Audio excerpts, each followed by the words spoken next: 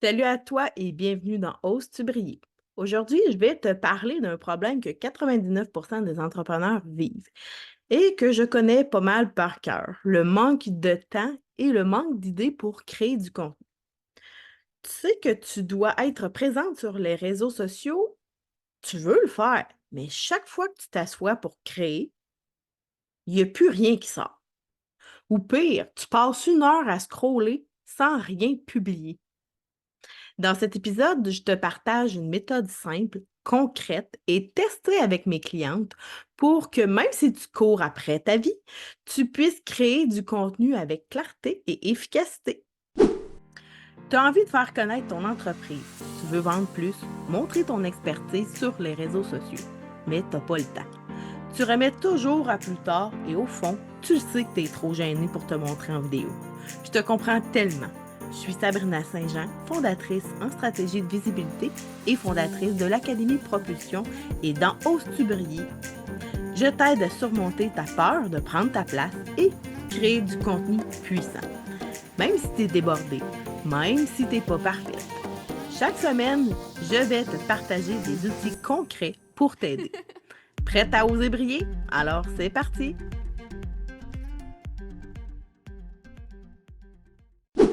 Bienvenue pour cet tout nouvel épisode. Je suis vraiment contente d'être avec toi ce matin. Donc, est-ce que toi, tu te sens souvent comme ça? Est-ce que tu as ce problème-là, en fait, de ne pas savoir quoi publier? Tu sais que tu dois le faire, tu es super dedans, puis là, tu te dis, bon, ben, OK, je m'assieds devant mon ordi, puis je publie du contenu sur mes réseaux sociaux, puis qu'il n'y a rien qui sort. Puis là, tu te revires de bord, puis tu te rends compte que tu es sur Facebook, ça fait une demi-heure. Ouf, là, tu te rends compte que tu n'as plus le temps de créer du contenu et tu retournes au travail. Ben, moi, ça m'a souvent arrivé. J'ai développé des stratégies pour m'aider pour que ça n'arrive le plus. La première chose, je te conseille fortement, quand tu mets à ton agenda du temps pour créer du contenu ou si tu décides, OK, là, pendant une heure, c'est ce que je fais. Ferme toutes les distractions, c'est vraiment la meilleure stratégie que je peux te donner. Ferme ton cellulaire, ferme Facebook surtout, même tes emails parce que des fois, on reçoit la notification et là, ben, on se décide d'aller voir nos emails, notre téléphone sonne, on va prendre notre téléphone. Fait que ferme vraiment toutes les distractions et assure-toi que ce temps-là, tu sois en action plutôt que de te revirer de bord puis d'aller sur Facebook. Fait que ça, c'est la première stratégie aujourd'hui que je veux te donner et fais-le, tu vas voir vraiment une grosse différence dans ton efficacité. La deuxième stratégie, c'est que, ben, accepte que tu as pas besoin d'avoir une heure devant toi pour créer, tout simplement. C'est souvent un mythe de dire: «Tu dois créer du contenu pendant 1 heure ou 2 et des fois, ça peut te donner carrément une pression, alors mets-toi pas ça sur tes épaules en plus. En fait, dans mon jargon, j'appelle ça le mythe du «je dois avoir du temps libre et de l'inspiration pour créer». Ben, c'est un gros piège parce que tu as pas besoin d'une heure. C'est sûr que ça en prend des 1 heure ou 2 pour créer du contenu si tu veux le faire d'avance. Mais tu peux te créer, c'est pas si tu peux te créer une micro-routine de création. Exemple, moi, pour ma part, le temps que je crée, je le fais à tous les matins, je prends une demi-heure. C'est souvent, je commence à travailler à 8h30 et je vais porter mes enfants à l'école à 8 heures. Donc, de 8 heures à 8h30, c'est souvent mon temps de micro-création où je m'assieds devant l'ordinateur et j'en profite pour publier quelque chose, un texte, une photo, peu importe, je le fais vraiment rapidement ou d'envoyer un email ou tu sais, je fais un micro temps. J'ai même des clientes que c'est durant qui coulent leur café le matin. Moi, personnellement, je trouve ça trop rapide. J'ai besoin de vraiment une demi-heure, je trouve ça trop rapide. J'ai aussi des clientes qui le font entre 2 clientes, qui ont une demi-heure dans leur agenda de libre. Ils vont le faire pendant cette demi-heure-là. Ça peut être sur ton heure de dîner aussi. Je ne conseille pas, par contre, de prendre une micro-routine de création comme ça, de le faire le soir, parce que le soir, souvent, on est fatigué, on a un peu les idées floues et c'est vraiment pas une bonne stratégie de prendre ça le soir, à moins que tu sois une personne du soir et que tu es super efficace le soir, ben là, il y aurait pas de problème. Mais c'est pas quelque chose que je conseille, à ma clientèle personnellement. Un truc concret aussi que je veux te donner, c'est que chaque fois que tu as une idée, tu peux te traîner toujours un petit bloc-notes, là, parce que moi, ça m'est déjà arrivé même dans une salle d'attente, je suis assise, j'attends pour voir le médecin, puis il y a une idée qui me pop dans la tête. Bon, mais là, je suis un peu mal pris, ben, écris ton idée parce que souvent, je reviens chez moi, puis là, je me dis: «Oh non, j'avais une super de bonne idée», puis je m'en souviens plus. Donc, écris chaque fois que tu as une idée qui te pop dans la tête, écris-le dans ton cellulaire ou dans ton calepin que tu traînes toujours avec toi. C'est vraiment une super de bonne astuce pour ne jamais rien oublier. Une autre astuce, structure ton contenu en blocs. Pars jamais d'une page blanche. Tu peux pas t'asseoir devant ton ordinateur en disant: «Bon, ben, je vais créer du contenu» ou de prendre ton cellulaire et en disant: «Bon, je vais créer du contenu», mais tu as aucune idée qu'est-ce que tu vas faire d'avance. Faut vraiment que tu prévois les types de contenus à l'avance que tu vas créer. Exemple, jour 1, bon, ben, la journée 1 de ta semaine, tu sais que tu vas créer conseils ou astuces. Le jour 2, c'est une tranche de vie que tu vas partager. Le jour 3, une preuve sociale, ça, c'est un témoignage ou un résultat, que ta cliente, elle a eu suite à ce que tu as vendu un service ou suite à ce que qu'elle t'a acheté et un produit. Et ça, là, des preuves sociales, là, on n'en a jamais assez. Toute ma clientèle qui travaille avec moi au privé, je me rends compte que ça, c'est pas assez mis de l'avant. Souvent, ma clientèle va plutôt partager des trucs, des astuces et ça s'arrête là. Mais, le contenu, c'est comme une salade de fruits. Si on a de tout, ben ça va être beaucoup plus gagnant et ça va faire en sorte que ta clientèle qui va te suivre, tes abonnés qui vont te suivre sur tes réseaux sociaux, va avoir plus le goût de te suivre. Parce que si tu partages toujours les ingrédients d'un produit puis à quoi qu'il sert, le monde, à un moment donné, ils vont se tanner puis ils vont arrêter de cliquer «j'aime» puis ils vont regarder juste quelque chose d'autre. Donc ça prend un peu de tout.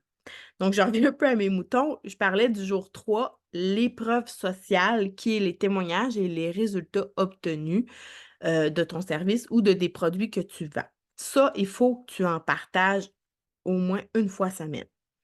Le jour 4, un rappel de ton offre ou de tes services. C'est quoi, toi, tes services que tu as dans ton commerce? Ça aussi, ça doit être partagé une fois par semaine. Le jour 5, une réflexion personnelle ou un genre de citation ou de mindset. Donc, je te laisse réfléchir à comment que tu pourrais, heu, amener ça dans ton contenu. Donc ça, c'est comme les 5 jours de création. Tu peux les switcher ou tu peux avoir d'autres idées, mais c'est super important d'avoir les principales, c'est un conseil ou astuce, ça prend une preuve sociale, ton témoignage au résultat et un rappel de tes services. Ces 3 là sont primordiales, ça te les prend une fois par semaine. Le reste, ben là, tu peux varier, ça peut être une promotion, ça peut être, une présentation de produit, ça peut être tu sais, pas obligé de suivre une tranche de vie, exemple, et et une réflexion personnelle, là. Ça, tu pas obligé ces 2 là, sauf qu'il faut que tu les remplaces par autre chose. Et une fois que ta structure, elle est faite, ton bloc de contenu, ça, c'est ta base, qui est super simple, mais tu peux la répéter cette structure-là chaque semaine. Comme ça, toi, ça va te permettre de pas te mélanger un peu puis de faire ça un peu tout croche. Donc, si tu as cette base-là, ça va être beaucoup plus facile pour, hem, pour créer ton contenu. Donc, tu sais que ton jour 1, quand tu as un micro temps de contenu, Heu, ben, tu vas savoir que le jour 1, ben, tu vas faire un conseil ou astuce. Fait que ça va être beaucoup plus simple. La journée 2, quand tu vas avoir un temps, un micro-temps pour la création de ton contenu, ben, tu vas savoir que c'est une tranche de vie que tu dois partager. Donc c'est beaucoup plus facile de cette façon-là. Troisième astuce que j'ai pour toi aujourd'hui, c'est prépare euh, ton bac à idées à l'avance. Je pourrais dire plutôt ta Bible de contenu ou ton carnet de contenu. Tu dois toujours avoir ça sous la main. Tu dois absolument te créer cet outil génial-là. Parce que quand tu t'assois devant ton ordinateur pour créer du contenu ou que tu te connectes sur ton cellulaire pour créer du contenu, ben, c'est pas le temps de chercher l'inspiration à ce moment-là. Parce que si tu cherches l'inspiration là, à ce moment-là, c'est là le risque de te revirer de bord. Tu vas te ramasser sur Facebook à la place. Tu vas pas créer du contenu parce que là, tu vas chercher ton inspiration. Donc, tu dois absolument créer ton carnet, ta Bible de contenu et toujours te référer là-dedans. Fait que toi, tu t'assois, ça prend 30 secondes, tu cherches un peu, bingo, je m'en vais avec ça et je crée ce contenu-là. D'ailleurs, j'ai un outil qui est gratuit pour toi. Je vais le mettre dans la description du podcast. C'est le kit essentiel. Là-dedans, tu vas pouvoir retrouver, c'est un outil gratuit que je te donne, que tu vas pouvoir télécharger. C'est sous forme de PDF et là-dedans, je te donne énormément d'idées de contenu et ça va vraiment t'inspirer pour créer toi aussi ton contenu. Dans ton carnet de contenu ou ta bible de contenu ou ton bac à contenu, là, appelle-le comme tu désires, tu peux te faire des dossiers. Et dans ces dossiers-là, tu peux te mettre les questions fréquemment posées par ta clientèle. Parce qu'à partir d'une question, tu peux créer vraiment beaucoup de contenu. Tu peux aussi avoir un onglet avec tes propres expériences que tu veux raconter, par exemple. Tu peux mettre aussi les objections ou les mythes que tu entends souvent dans ton domaine.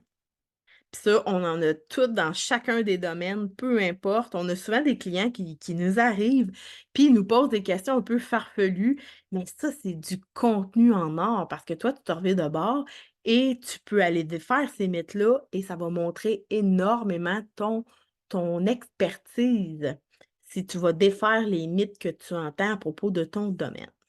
Tu peux, quatrième astuce, tu peux aussi utiliser des outils qui font beaucoup de pourcentage de ton travail, mais fais attention, OK?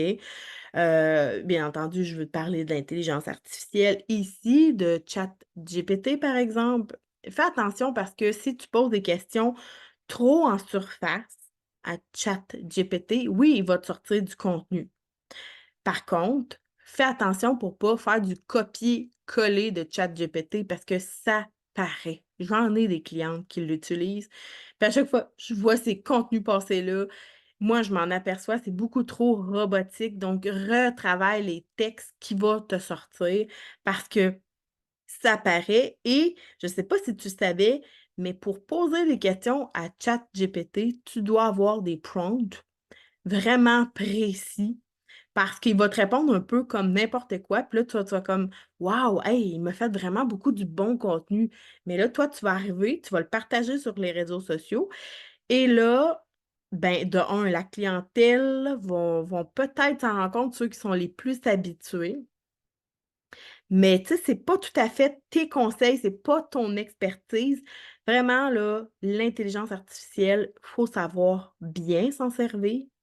Faut savoir s'en servir comme intelligemment, bien entendu, mais d'utiliser des prompts. Justement, je vais créer une mini formation sur le sujet parce que ça revient énormément dans ma clientèle. Il y a beaucoup de personnes qui me posent la question et je vais créer une formation justement spécifique sur ChatGPT et je t'invite à m'écrire dans les commentaires si tu as envie d'avoir cette formation-là.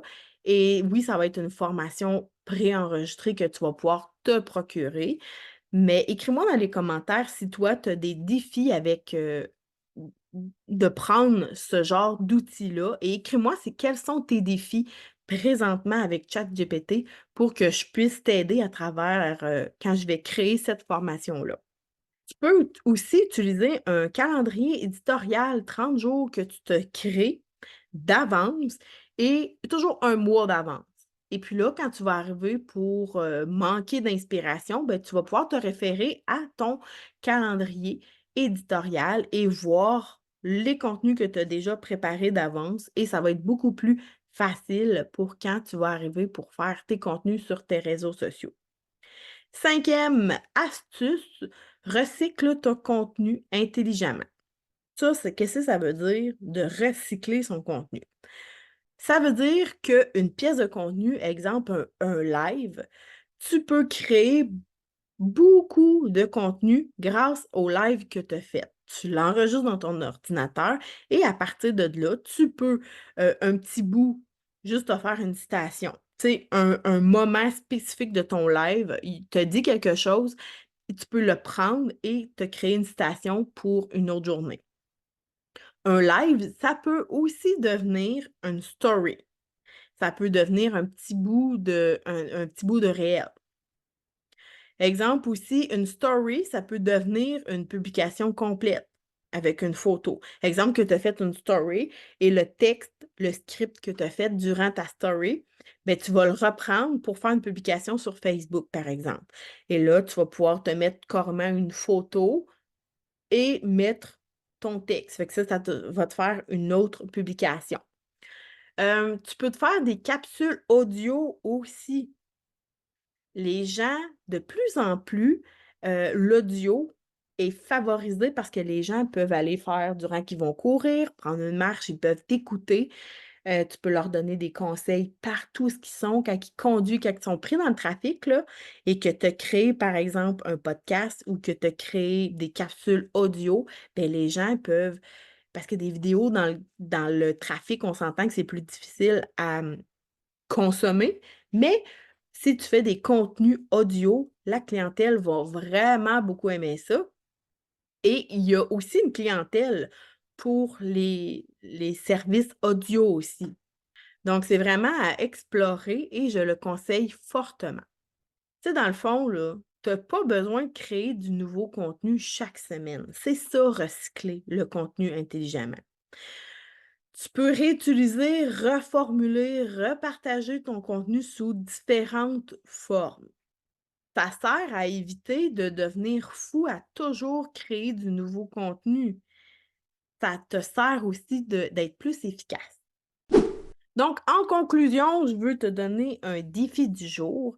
C'est que tu vas ouvrir ton cellulaire ou ton cahier de notes et tu vas écrire 5 sujets de contenu que tu pourrais aborder cette semaine dans tes contenus. Pas besoin que ça soit parfait, bien entendu, donne-toi pas cette pression-là. Commence, à créer ta banque d'idées. Ensuite, choisis-en une seule et publie cette semaine, peu importe la forme. Dans le fond, là, tu as pas besoin de plus de temps pour créer du contenu, tu as besoin d'une stratégie, tu as besoin d'une méthode efficace qu'aujourd'hui je t'ai partagée. Le but, là, dans la création de contenu, c'est de créer sans t'épuiser.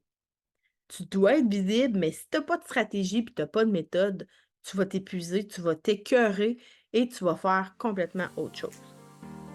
Merci d'avoir été là pour cet épisode. Abonne-toi au podcast pour ne rien manquer.